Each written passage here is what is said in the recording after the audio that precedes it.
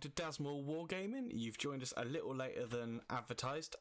If you're watching this over on Twitch, technical difficulties and all that, so sorry about that. And if you're watching this on YouTube, then hi, because you'll be watching this at a later date. So, yes, so welcome to the stream or video. I'm joined by my co-host Lewis. Hi, Lewis. Hello.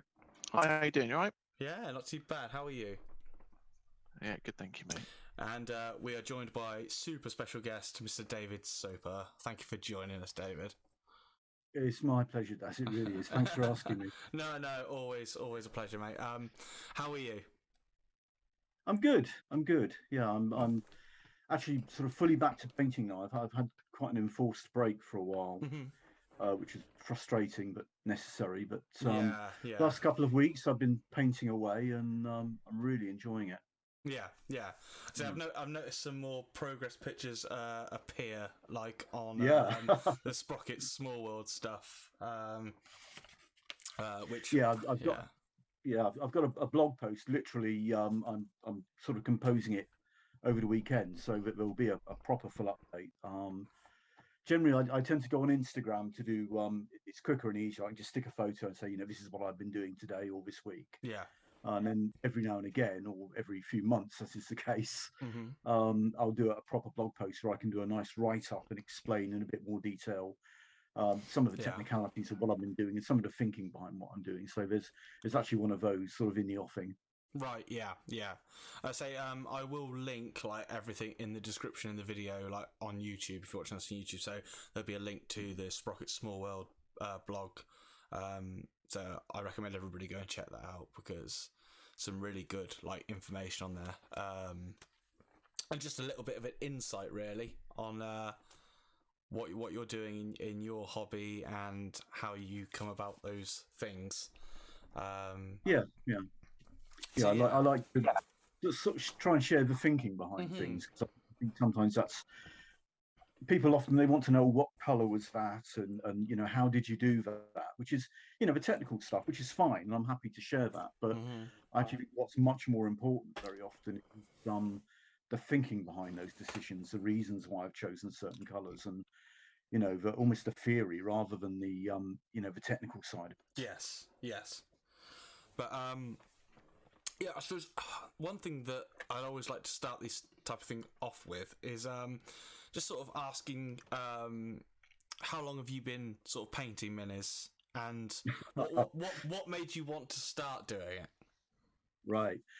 I actually sat down and thought about this because it's 40 years basically. Started when I was 14. Like most people, I suppose, in my teenage years. I had always been artistic, basically. I'd always, even from like when I was 5 or 6 years old, I would be painting and drawing. And if they said, "Oh, little David, what do you want to be?" Little David would have said, "I want to be an artist." Right. And that's always been the case.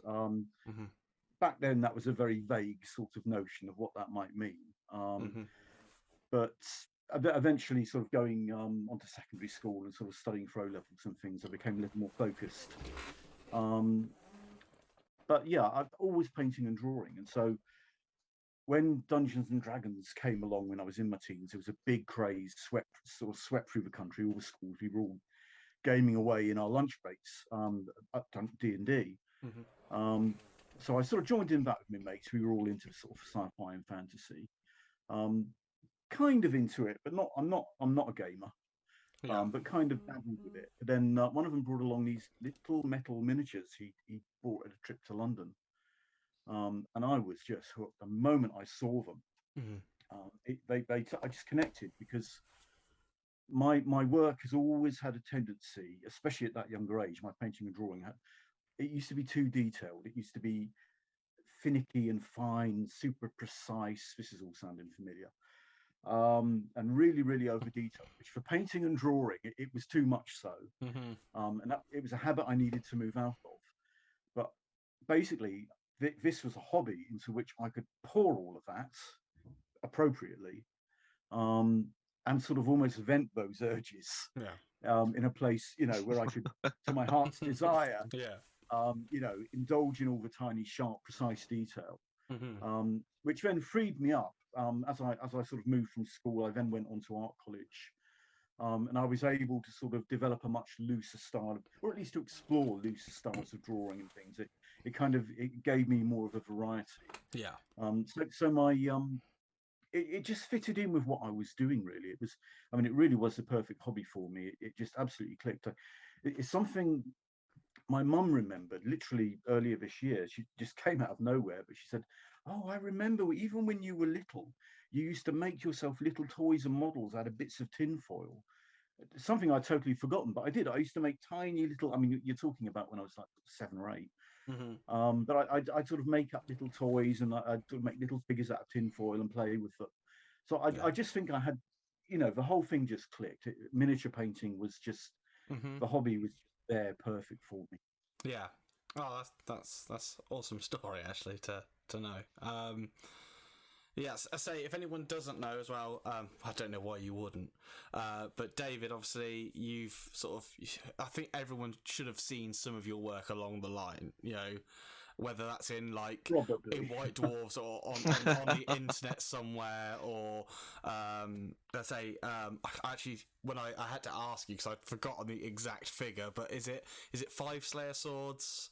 17 golden demon statuettes. I think that's right. Yeah. Yeah. It's spread over a very long period of time, which is crazy. And I always make a point of when I take people to Warhammer World, when the big plaque that's there, and I go, just count how many David Sopers are there.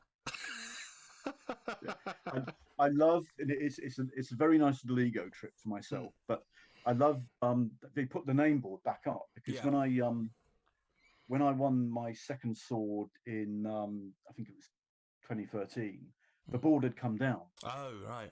And I'd always thought, I must go up there and see my name on the board, because obviously my first sword from 1990 was right, it was the 4th ever sword. So it was right at the beginning of list. Right. And then, of course, later I thought, oh, great, I'm going to be at both ends of the list. No one else has done that. So I thought, that's, massage my ego a bit. And they took the board down. So I was delighted when it went back up in the stairwell a few years ago. So I was able to finally go there. And there I am right at the beginning. And then there's a great gap. And then I'm sort of dotted through it like raisins in a cake. Yeah. But, yeah. So the out of all the sort of the models that you've painted, or especially the ones that have won you a sword or a golden demon, do you have a particular favourite? That's really hard, because I really, each one is special to me for different reasons. Sure. I get very wrapped up in my work. Sure. They're very emotive of the time and the place I was painting them. What might have been going on in my life. They tend to, all those memories tend to be linked in. I'm far too engaged with my models in that way. Yeah. I think, to be honest, my first ever sword is the Nurgle Predator I painted back in 1990. Has a really special. It's the first sword I won. Yeah. I didn't know I could do it at that point. That was the huge challenge, for the excitement of, can I do this? Nothing is ever going to beat that first hearing my name when the moment came. I remember I'm stood in the crowd. This was at the it was in Derby. There was an exhibition centre in Derby where they had it, and I remember I knew I'd won something, because when we had to go and collect the models, and I said what it was, the guy handing them back out got all excited and flustered. He said, "Oh, you've won!" And then he said, "Oh, you've won something," and that sort of tickled me a little bit. I thought, well, what does that mean? So I was able to get myself down near the stage, because I'm not the biggest person in the world, and fighting through a great heaving crowd can, at the time, which is what you had to do back then. So I thought, no, get near the stage so you can get up there to get your award. And also I won a gold in my category, and that was just fantastic. And then that moment comes when, obviously, for all the gold winners, they're calling the sword winners out, and you think, right, brace yourself, smile and clap when whoever wins. Don't nobody wants to see you crying. And it was my name. And the next thing I remember is standing on the stage with a sword above my head. And I have no idea whether I literally, I think I actually vaulted it straight up onto the stage rather than walking around. But I just like, and I just remember standing on the stage and people cheering and clapping, and it was magical. It was incredible. Yeah. So for those reasons, I just think all that sort of emotional involvement and the excitement and Yeah, of course. discovering that I could win a Slayer sword, Yeah. which had seemed the most impossible thing ever. Yeah. But I thought, I did, to be honest, with that model, I was going for the Slayer sword. At that point, I thought, well, I've been winning golds. I have a chance of this. I should be potentially. I'm capable of winning this. Being capable of winning a sword is not the same as winning a sword, but it was a possibility. It'd become a possibility. Yeah. Other models, I guess Gutrock Spume, I'm always going to say. I just think that model, I reached a new level of painting. I think I achieved something. I achieved exactly what I set out to do, which I think is so different with Gutrock. I had a plan. I had a vision for what, and that doesn't often happen. Some things I really have to think my way. I like the model, and I've got to think my way through what I'm going to do. With Gutrock, I saw him at Warhammer Fest the year before. Yeah. Loved the model, and it's no exaggeration. I saw the model, and I thought, prow of a boat, because I knew he was the master of the plague tree, and the idea just came almost fully formed, which is unique for me, certainly. So it was just wonderful to actually be able to achieve that vision, and also I was using a new range. I started using scale color paints the first ever time on Gutrock. Right. Never used them before, and that totally took me out of my comfort zone and pushed me, and it was just for fun of exploring new colors and new paints and new relationships between the colors, which I think is why that model is quite so vivid and colorful. Right. Because I wasn't falling back on old favorites. Most of those colors come old favorite, but at the time it was all new. It was all discovery, and what does this color do if I mix it with this color, and if I put these colors next to each other, what's going to happen? How are they going to look? Yeah. So it was a learning experience. It was like a little exploration in color. And I do think he's probably one of my best. Yes. I think I've sort of moved on from that now. I think in painting you sort of it's not a steady curve to improve. I think you sort of, there are steps and plateaus. You can build your skills, develop your techniques, get a new sort of understanding or insight into painting, and you go up a level, and then for myself, I sort of consolidate that for a bit. I tend to explore the developments I've just made, and sort of, it might be a way of using color, it might be exploring texture, it might be lighting, it might be something more sort of philosophical about how I'm approaching it. But I might paint 2 or 3 models where I sort of explore whatever it is I developed, and then it's time to sort of think, right, what am I going to do next? What am I going to, and sometimes it can be a planned thing, and other times it will it'll sort of just come out of what I'm doing. But I think Gutrock was a definite sort of a step up.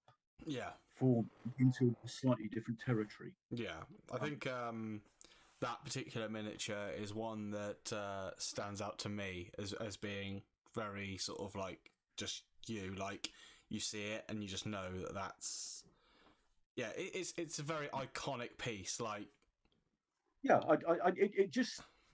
I captured something with it. I managed to just capture something about that model. I mean, I certainly, I mean, it's a bit tactical for Golden Demon, but I do think you need to have a bit of an understanding of the background material. It needs to fit into that world of Warhammer. Yes, it's the Warhammer painting competition, so it's no point entering something that doesn't fit that world, no matter how well it's painted. That's the criteria that they're looking for. And I think Gutrock was one of those models, similar to my Predator tank, actually. The idea of a demon engine. The actual Warhammer game back then was only a year or 2 old, I think, if memory serving me right. So not that many models had, well, it's only the 4th Golden Demon. So in the initial year, everything was very high fantasy. And really wacky and weird. If you look at some of the really early books and things on Golden Demon, there's some amazing wacky stuff there. Yeah.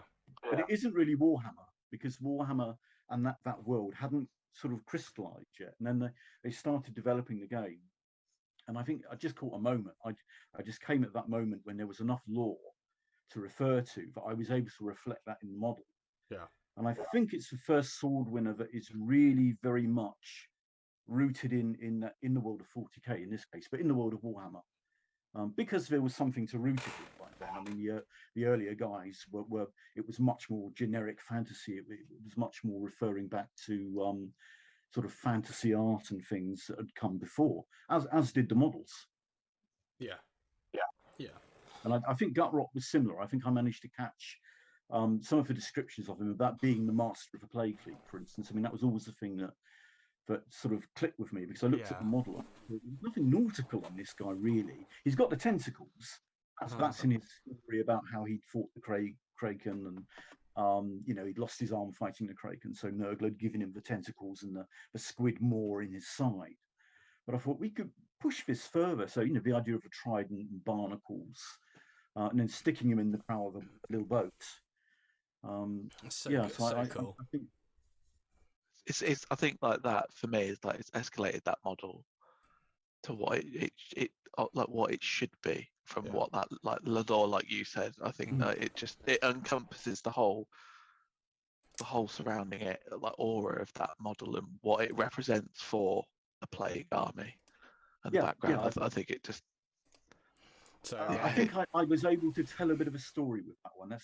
It's something I often slip up on. I've heard myself often described as a very technical painter, and I wouldn't disagree with that. But I'm well aware that you need those storytelling elements, those narrative elements, certainly in a competition piece. Technical painting is important, but if you can combine that with something that tells a story that has a narrative quality to it, then the two together will elevate that piece. And Gutrock's one of the ones where I managed to do that, and I do every now and sometimes I look back on them and I think, nicely painted, but you've just painted the model as is. Really, you've not told anything about that model. I like to to try and sort of, when I'm painting a model, I'm always thinking, who's this guy, what's the background, where have they been, what's the story really, and how can I show that story in the paint job. I don't always pull it off, but I think when I do, I think those are the ones that seem to do better. So as we speak now, I'm just running a little slideshow of some of your miniatures alongside, so everyone can sort of see what the sort of things we're talking about. So I think there is one in here that is your Predator tank and Gutrock, and some of the new. It's like a new reimagined Predator tank type. It is indeed, yeah. The never-ending project. I've sort of gone on about this a lot on my blog, but basically a few years ago, I was at Golden Demon Winners' Day, and I took the tank along. Thought, no one's seen that model since 1990, and I just thought it would be interesting to bring along a sword winner from that far back, because it wouldn't win a sword now. Let's put it like that. Things have really changed. I thought it's a bit of nostalgia, and it constantly amazes me how many people remember that model. Yeah, because they really do. I mean, people remember that model. It got a lot of exposure, and it's cropped up in White Dwarf every now and again over the years. But certainly back at the time, and I think being there in the early days of Golden Demon as well, just it sort of stuck in people's minds. So I thought it'd just be nice to take it along and let people see it again. But yeah, I had it there, and my mate Lee, Tenball on a lot of forums and things, he sort of said, well, why don't you redo it? Because and it's something I've been thinking about, sort of revisit the project 30 years later. This was the idea. I mean, that deadline's come and gone. And I thought, a great idea. I really liked it, and I sort of ummed and ahed about it, and it bubbled away in my head for years. And the more I thought about it, the more I liked it. But the project needed some validity beyond just revisiting Sprocket's greatest hit. because that's just totally self-serving and pointless. That's no reason to paint a model. But the idea sort of captured me, and I thought it would be interesting to actually sort of revisit the concept, not recreate the model literally, but to think about, well, what was my thinking of creating a demon engine, sort of a tank model that had been possessed by a Nurgle demon, and the Nurgle demon is essentially physically beginning to actually manifest through the machine. And sort of then, taking those ideas, but also to then use modern models, because obviously the models have come a long way since those days. But also really to say, what have I learned in 30 years? I know I can do so much more. All the things I've learned and developed, to sort of put those into that model. But I felt it needed to go beyond that as well. I needed to somehow use this model to try and move my painting on another level. Not just celebrate and look where I am. I didn't want it to be an on the plateau model. I wanted it to be a step up model if I could do that. I mean, obviously you can't assume you will, but that was the aim with this one. And what has happened with it, I mean, I eventually did start it. I was aiming for the 30th anniversary. I'm actually very glad that, well, unfortunately, things happened in my life where that was not going to happen. Life took over, so the model had gone back burner. But I'm glad I missed the anniversary, because I think that was a silly, a stupid target. To try and win a sword on the anniversary of winning my first sword was just, I think the chances of doing it are very slim. I was setting myself up for failure, and it was a really self-serving aim for a project. And what I wanted and what has happened is that I'm really enjoying the model in its own right now. I'm loving it, really loving it. And it has challenged the Jesus out of me, because it's much bigger than anything I've painted before. And obviously my painting style being very tight, very neat, very focused. I've tended to stick to smaller models, character models, occasionally a monster or something, but that's about as big as I've gone before. This is the biggest thing I've painted. It's much bigger than the old model. It's about twice the size. So physically, actually adapting my technique to painting something that big has been a learning curve. And my style as well, just the two things. And I've managed to do it. So it's definitely something of mine. But I found it's made me a little bit bolder and looser in my model painting, which I don't think is a bad thing. And what I learned was actually you almost scale up the painting technique to the model, because if I were painting it as the same level of tiny precise detail, it would look awful. It would just be overworked. Whereas I'm working a little bit bigger and bolder in general over it, and then I can go in on specific details and areas and really focus in on them. And I've loved that journey, that sort of learning how to do that, and because of the size of it, I've got room to play with it. I can sort of explore things. I mean, what I've really, I think, pushed on this one is the light and the shade. The idea of directional lighting on this one. It's something that I've been working on for years, trying to sort of get better at and incorporate and push forward a little bit more each time. Because I learned to paint back in the days when everything was very, it was just all, there wasn't any directional lighting. It was all sort of just block it in evenly. It didn't happen. And so that didn't, when I started painting again in the modern era, that was definitely one of the things I had to work on and had done. Not unsuccessfully, but I never felt. You sometimes see some beautiful, moody, atmospheric pieces where it's lit really strongly from one side, and I wanted something of that on this model. And I really think I'm getting there. But I'm loving it for its own sake, and that's what I wanted. I feel if I can finish this to the standard I'm sort of achieving at the moment, then I think I've improved my painting. So that if you enter it in a competition and it doesn't win anything, it's still valid, and I'm happy with it, and I've done my best on it, and I've enjoyed painting it, and that's so important. Because if I painted a model just for a competition, I can't do that. I've tried it once and didn't finish, because that's no reason to paint a model. But where would pleasure be? You know, I want there to be pleasure in the model for its own sake, and for the the experience I've had of painting it. Yeah, yeah. I think looking at it and how it's progressed, it's becoming such an iconic thing that's filling up like my Instagram feed. Like just watching its progress and just looking at the way you've done the green and the transitions. It's just it's such a beautiful piece. Like, I can't, like, if anyone hasn't seen it, go look at it. It just like I'm loving that because this is the unexpected benefit of doing something so much bigger. But I've got room to play with the painting of it. yeah, That, like transitions, textures. every time I look at it, I've picked up on like another detail that I've missed probably the first time round. And I think that is just making it such a fantastic piece. I can't, like, I just every time I look at it, I'm like, wow, how did I miss that the first time? Lewis, I will just mention your mic's a little crackly. Oh, is it? Oh, Yeah, sorry. it's okay. And I will also mention hi to Nevermore in the chat and everyone else, and Voidman is hi all. I will mention as well, I've just had a note from Zoom, it's the first time using Zoom, that there's 3 minutes left on this call.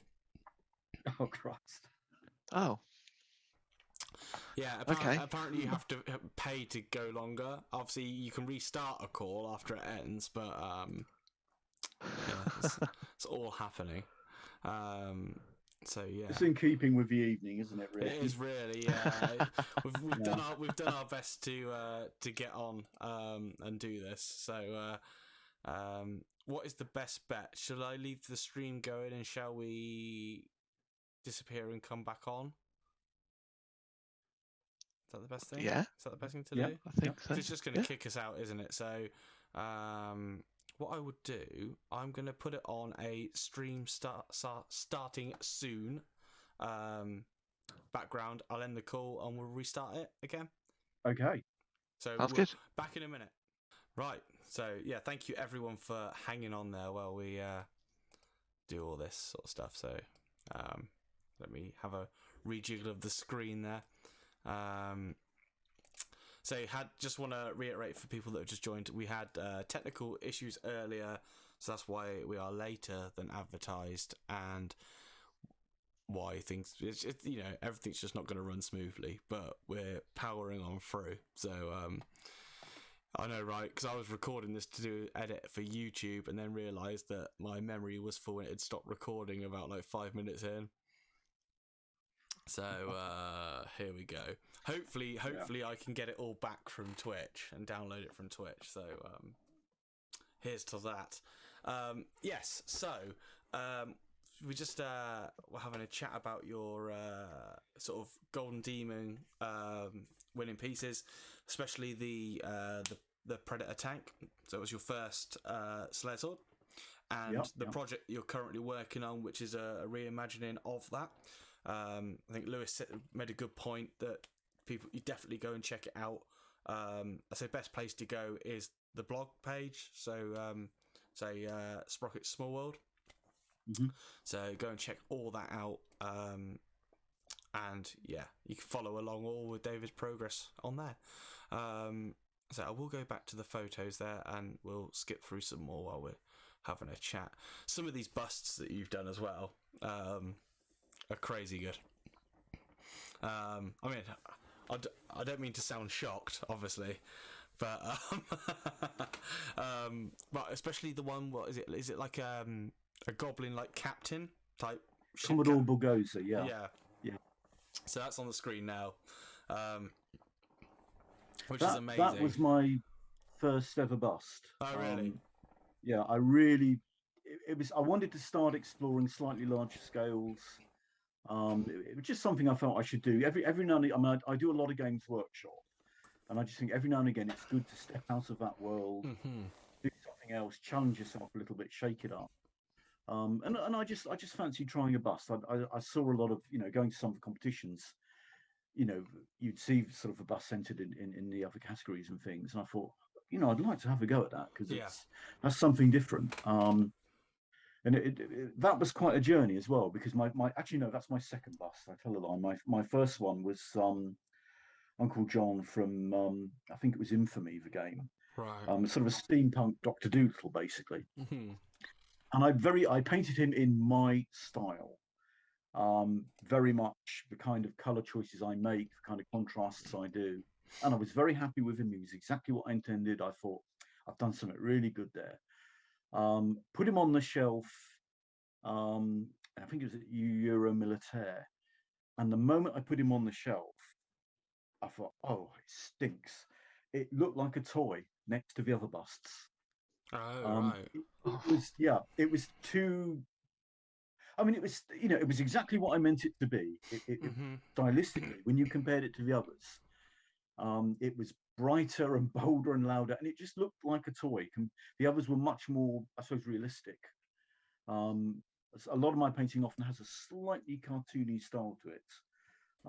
And again, I don't mind that. That's partly just what seems to come from me. Yeah. That's part of my style. But seeing it there, I thought, okay, that's interesting. Because it didn't. I don't think it compared favourably. And I've got a bronze with it.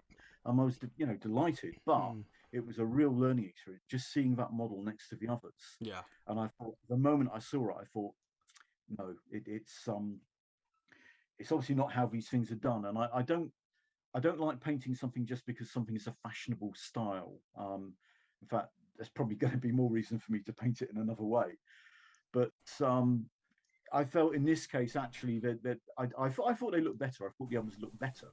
I like that slightly more realistic, slightly more grounded, grittier, more naturalistic style of painting. So my journey was to try and bring that into my bust painting, and Commodore Mendoza was the next step along the line to try and do that. And he went to Salute, and I think he either got a silver or a bronze. I think it was a silver. Yeah, I mean, it was obviously it was a progression. I got some interesting feedback saying basically I'd not done enough on the jacket. They felt the jacket was too plain. Yeah, I mean that's fine. That was the judge's opinion, so that's the judge's opinion. I wouldn't have done him any other way. I quite like plain areas next to detailed areas. I think you need a bit of contrast. I think there's a danger you can overwork things. I mean, referring back to my tank briefly, that's one of the things I sort of have to be very aware of on that big model. I don't overdo all the textures and details on such a big model. I think you can use contrast of detail, as well as tone and color and texture and all those things. You can contrast some very detailed, very intricately painted areas with some quite well painted but plain areas. I don't think there's anything, as long as it's appropriately done and intentionally done, I don't think there's anything wrong with that. But the judges didn't go for it, so that was again something to consider. Yes. Yeah, that's fair enough, isn't it? When not everybody's going to be looking for the same things. They're not, and I think that's actually one of the nice things about. I mean, I tend, I enter Golden Demons a lot, and obviously I think I have an understanding of what the judges are looking for. I probably do. I guess the results. Yes. I think you do. Yeah. But obviously, in other competitions, the judges have got totally different criteria. Yes. So suddenly you're stepping out of that familiar territory, and I think that's quite a healthy thing to do sometimes. And it's sort of right. Let's just get back down to reality here, and see how we do with this, and try and paint to a different set of criteria and to a different style. Yes. And I guess myself as a gamer, miniature painter, obviously your work is some of the work that I've looked up to for quite a long time. Not to try and get anywhere near that quality, because I don't think I've got the time or patience to do it. But it definitely pushes my boundaries to whatever they may be. And I'm just wondering, are there any artists, miniature painters that you sort of look up to, that you follow and get inspired by? Yeah, I mean, I sort of keep an eye. I have a bad habit. I tend to drift off into splendid isolation, which I did it for years, and then sort of came out and I've actually been doing it again recently, partly through the lockdown and everything. So I sort of slightly dropped out of even social media and things, which is Right. not good because I think you need to keep an eye. But yeah, I mean, I mean, the two examples I always give are Ben Comets and Roman Lepat, who were a huge influence on me when I came back into the hobby. And was just trying, they made me aware of what miniature painting could now be. But it was so much more than it was when I first learned to paint and was first sort of, back in the sort of the 80s and 90s. But miniature painting was so much more sophisticated. So they've always been a huge influence. I really love Richard Gray's work. Yes, yes. I love seeing him. I love watching Richard paint on his videos. I love. I mean, I watch any of the guys that do the painting videos. I tend to sort of just log in and watch most of them, any I can get, because I love what other people paint. Because regardless of even guys doing army painting, because it's something different. It's an insight into another painter's world. And I find that really stimulating. Yes. Even if I'm looking at something and thinking that's not for me, I wouldn't do that. But I still love watching it and seeing it, and even sometimes saying, "Well, that's not for me." That's a choice made. It doesn't, and other times you see things and you think, "Oh yeah, I want a piece of that." That I need to bring something of that into my painting. Yes. And that's really, I mean, sometimes it might just be like I mean, recently actually I saw one Richard was doing, and I think it was just for colours he was using to create some sort of bronze and brassy tones, and I brought them into my tank, and it absolutely solved a problem I was having, because I tend to set a colour palette, and usually stick to it fairly rigidly once I've made that choice, and a little bit of initial tweaking, but on this model in particular. It's a much more complicated paint job, so I've had to be more flexible. But it was some of the browns and yellows that Richard was using, and I thought I'm going to try those. Did, and it absolutely completed my palette. It was the missing element. So and it was just seeing what someone else was doing and how that was looking on their model, and it wasn't that I was trying to copy what Richard was doing, but and I think this is where seeing other painters is so useful, that you can take something of what they're doing. Be influenced and inspired by it, and then try and bring that into your own work. It's like when people say, "Oh, I want to paint like you." And I think you don't do that yet. Paint like yourself. That's who you've got to paint like. I couldn't agree more. Because as a good example from me here is actually the last time that we sort of spoke like this. I was trying to, because I don't use an airbrush. I've tried to do it and it wasn't for me. But I do like some of the results that you get. I was trying to make my paint jobs like as smooth as possible, or as seamless like that, and it was just driving me nuts, like to try and do that. And you mentioned about to look at some, go and look at some of your examples, and actually it's made up of loads of little textures. It's not smooth. So I was trying to paint smooth with glazes and trying to wet blend and that, and it just wasn't happening. And then I started using texture, and suddenly lovely smooth blends and smoothness. I've always thought smoothness is. I mean, my painting certainly back in the 80s and 90s was a smooth style of painting, very blended. I mean, so many layers, too many layers. All very diluted down, building up, totally seamless blends, no texture at all. Well, actually, I'll tell a lie, because I did stipple even back then some bits. But for the most part, it was very, very smooth. Almost looked like porcelain. I used to apply a heavy satin varnish as well to my models in those days. And someone might say, "Oh, your models look like porcelain." And I thought, I get that. I see where you're coming from. But what I've learnt since coming back to painting is that smoothness is an illusion.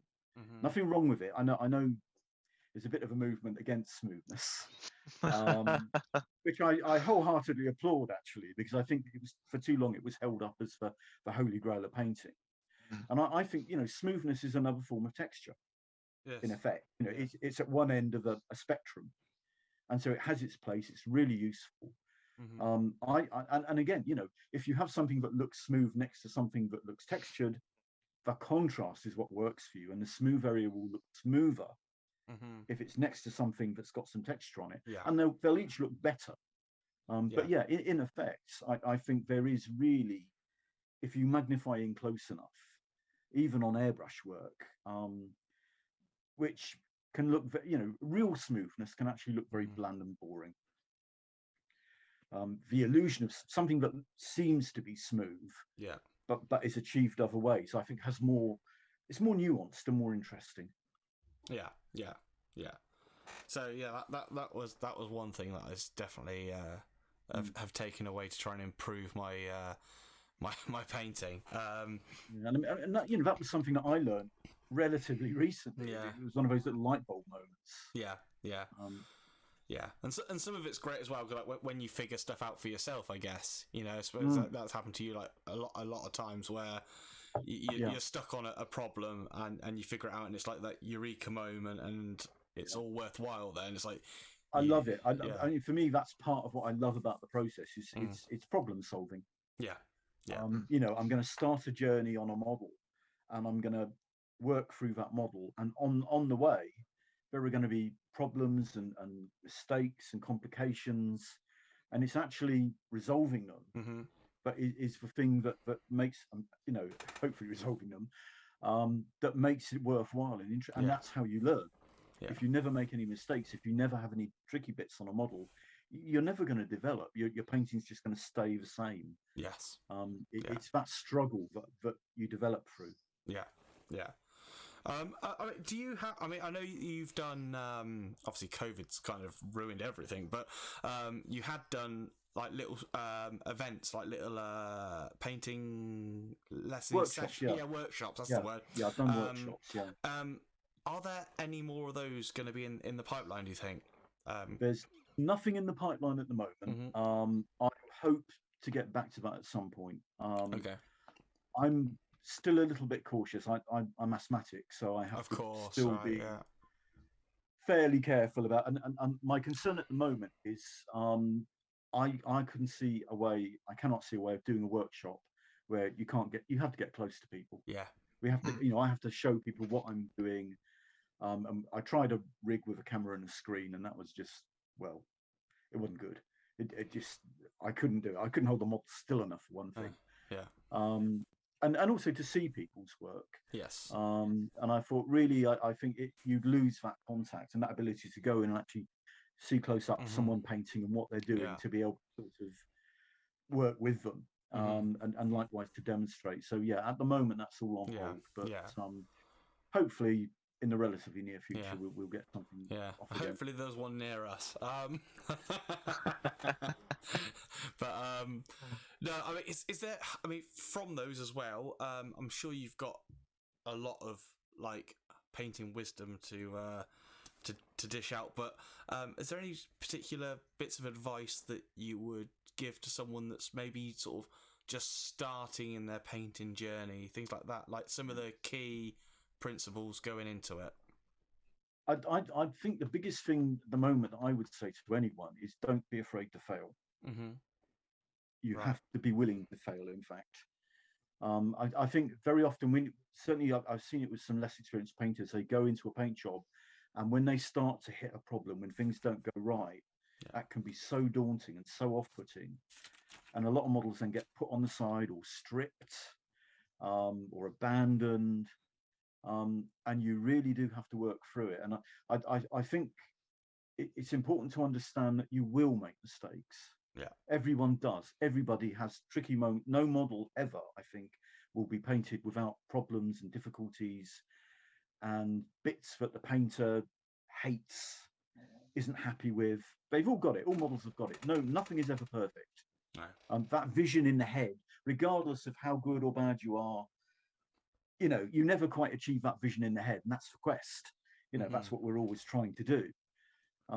But it's understanding that will happen, and it's trying to work through things. Being patient, being focused, setting yourself focused targets, realistic, achievable, focused targets. And when you're going to paint a model, don't think I'm going to paint the most amazing model ever. We all want to. It's what we're all trying to do. But say, you know, I'm going to paint the best black I've yet painted on a model. I'm going, you know, I'm going to do the best on every, but my target for this model is getting black right, or yellow right, or texture right, or I'm going to look at the tonal contrast on a model, and really, so setting yourself those sort of focused targets to achieve. That's how I did it anyway. On every model I've painted, I've tried to set myself a target, a goal. That you know, regardless of everything else I'm doing as well on it, that's the one thing I've really, and that was certainly how I've sort of on occasions I've gotten off those plateaus, or at least got the feeling that I'm doing that and that I'm progressing, because now I can look back at the models and say, oh right, that's the point at which I started to sort of experiment with you know, color contrasts in a different way, sort of warm and cool contrast. That was one of the first big things. In my modern sort of style of painting, or saturation. Actually, that was a big thing as well for a lot of my earlier Golden Demon models. I had to desaturate my color palettes a lot. The 80s and 90s painter that I was when I came back out of hibernation, as it were, and was still painting in that style. And you know, nothing wrong with that style, but I wanted some of the more modern, sophisticated feel. So I really had to sort of try and play with the saturation of my hues, which, you know, took me quite a few models. And on some, I can step it back up and sort of play with it in another direction. But yeah, I think that's an important one. Is set yourself, you know, focused goals. Don't just say I'm going to paint a better model, but what aspect of that model are you going to make better? And then you can sort of, you know, sort of hunt around the sort of the videos and the things and try and do a little bit of research into what are other people doing with shadows, and with, you know, or with hues and contrasts and things. Yeah, that's fair. I think that's great advice. Yeah. And I will ask. I mean, I know the answer, but it was asked on Instagram, so I'm going to put it to you. So this is it comes up a lot, like most people we speak to, but it's about brushes and things like that, and what brushes you use. So yeah, if you wouldn't mind just talking about that for a little bit. Yeah, sure. Yeah. I use Artist Opus brushes. I'm one of their featured artists, so I get free brushes from them basically. Declare that one straight away. The point is, good quality sable brushes. That's what I'm using. I did actually start off using, for years I painted with sable synthetic mix. That's what I learned to paint with, and that's what I painted with right up until about, well, so it's 2013 actually, with my second sword. I came back into the hobby and saw, you know, started again with the sable synthetic mix, which was fine. Then shifted to pure sable. So for a while I was using the Winsor & Newton Series 7, which were excellent brushes. They don't seem to be excellent brushes anymore. Something happened. I've heard that their production shifted somewhere else. Well, actually, I'm kind of glad you said that, actually, because I didn't know whether it was just me being like odd. I don't know, because I used them all the time, and then all of a sudden I felt like from brush to brush that I bought, there was inconsistencies. I think that was the problem. The consistency seemed to go. And I don't know what whether it was a batch or something had altered. That's what I heard, but I don't know the truth of it. Their production moved elsewhere. So I started looking around for other brushes, which coincided with the launch of Artist Opus. So I was a very happy boy at that point. So yeah, they're the brushes I use. But the point is, you use the best quality brush you can. And in general, it's the pure sable ones. Size wise, it's use the brush that suits you, that you're comfortable with. I tend to use I use a sort of a regular length brushes. I don't use the miniature brushes. Never really got on with them, which was strange, because you'd think for things like stippling they'd be perfect, but I like a little bit of flex in the bristle. That just sort of suits. Here I am stippling with an invisible brush. It's that seems to suit me. That's what my hand has become used to using. Size wise, I do most of my work with a 00. Right. even on the tank. Right. Okay. I mean, and I swore I wasn't going to do that, because when I started painting it, I went up to a size 1, huge, Right. massive, great size 1 brush. And I do still use that for some of the initial work. I actually found I'm just as quick using a 1, well, a 0 or a 00, even on a model that big. Yeah. And that seems to be the way my hand moves holding a brush. I think that technique, 40 years of painting, it's basically that's one new trick the old dog can't learn, basically. Yeah. I naturally go, but that's the size of brush that suits me. Yeah. It's not that, and I think that's the trick. It's try some different things, certainly when you're starting out. Be open-minded. See what other people use. Don't just assume, oh, that guy, he's won those swords, that's what he uses, so that's what you must use. That's what works for me. Yeah. Lewis, were you gonna wade in with something? Yeah, I was going to just ask, like, I've seen, like, on your blog, David, like, you look at real life examples for, like, for example, the bronze work that you've used on the current project that you're working on. When it comes to your projects, do you go to real life inspiration, or do you look at multiple sources and then think a bit of that, or do you have like a theory in your head where you're going, okay, actually, from what I've seen in the length of time that I've been doing this, I could refer to this and go down that way, but then take it up a notch, kind of thing? It's a whole mixture of all of those, actually. And it varies from model to model. Some models will be really heavily based on some. I mean, I'll go out and I may actually take some photography. Often, if I see something, if I'm out for a walk or in a museum or something, and I see something, certainly with the bronze, I'm forever photographing sort of antique bronze and things, and verdigris and or rust, or moss and things out on country walks. And I think, oh, that's really nice. That's interesting. I'll just, I've got a folder full of pictures like that. I will sometimes take inspiration from what other painters have done. Not copy. I think that's for trap. Not fall into that one, but see what someone else has done, and think, oh, that I may even have I mean, sometimes I'll almost have it up as, well, I want something like that, but not that. I need to do my own thing on it. But it'll be there as a sort of a memory jogger.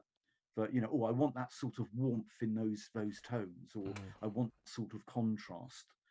So yeah, but I think real world inspiration, I think, is really useful and quite important, as a reference source for painting.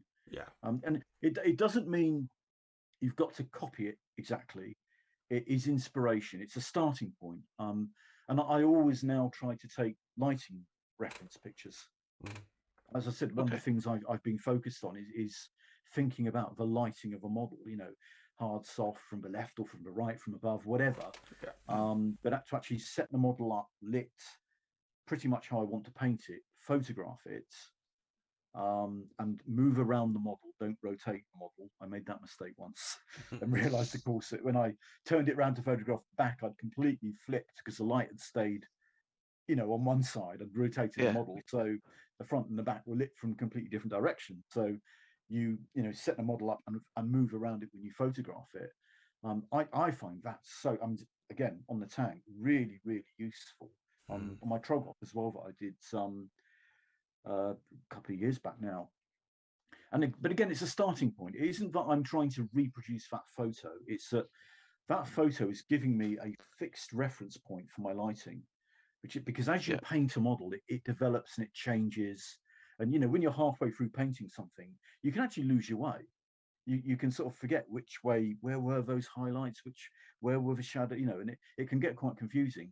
So if you've got something to refer, just to remind yourself, and really study that, because I think it all goes into your mind and stays there in the subconscious. So by if you light your model, and either as a plain unpainted model or just with a bit of grey undercoat on it, probably best, light it and photograph it, but study how and where the highlights and shadows, their placement.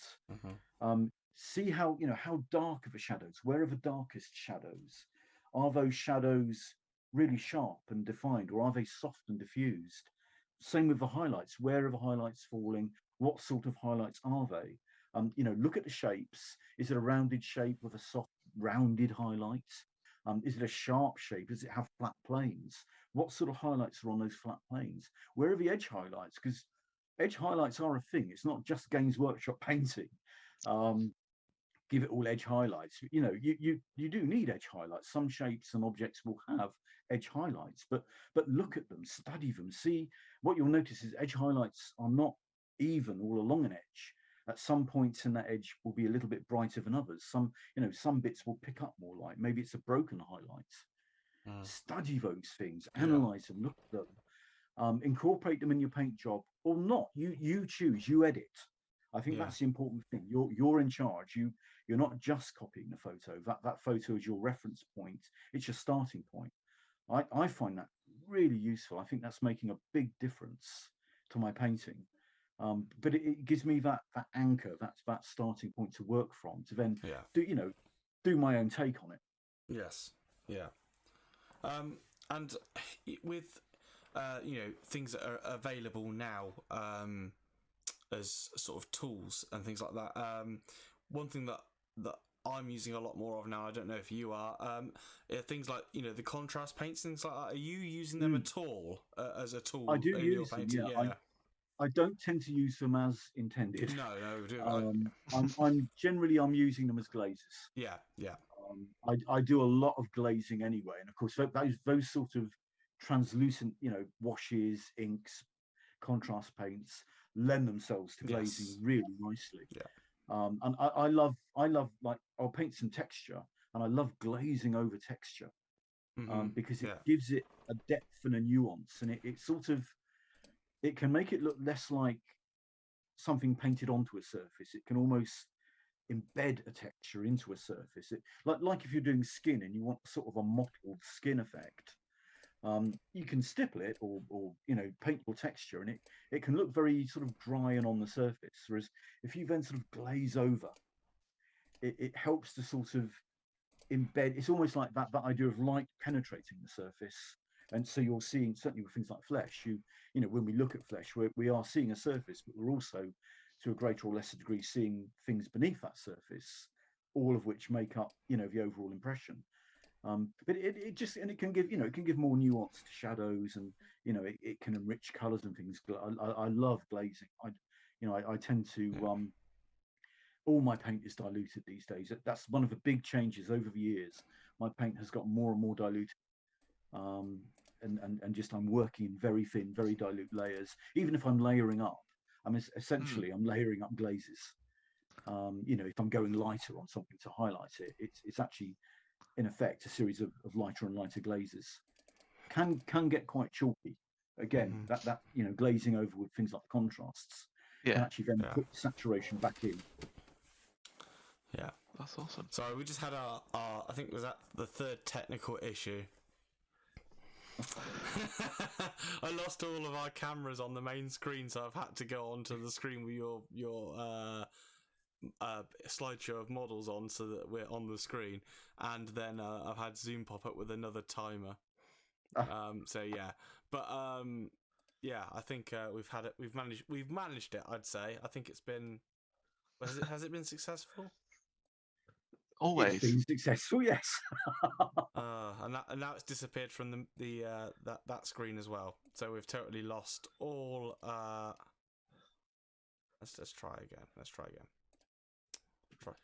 and pull that back. There we go. Okay. So yes, there we are.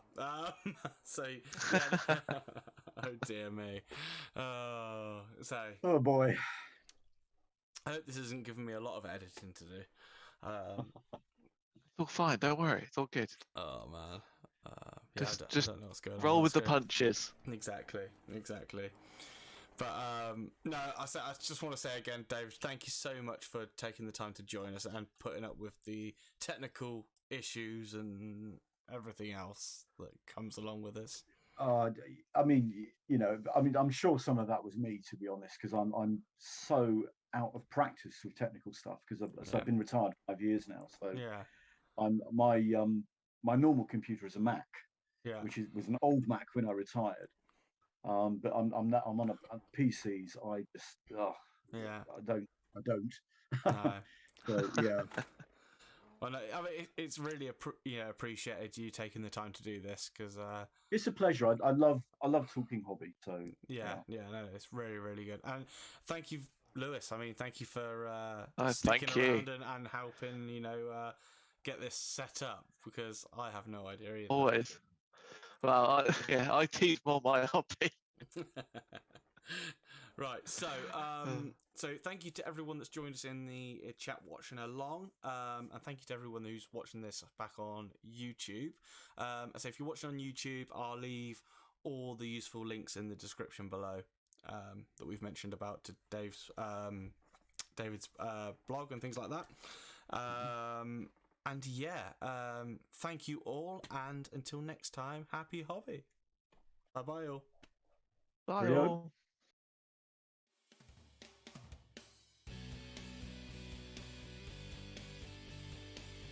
Hi, this is Ash from Daz Wargaming. Thank you so much for watching this video. If you enjoyed it, make sure you hit that like button and subscribe while you're at it. And why not check out the rest of our content? See you next time.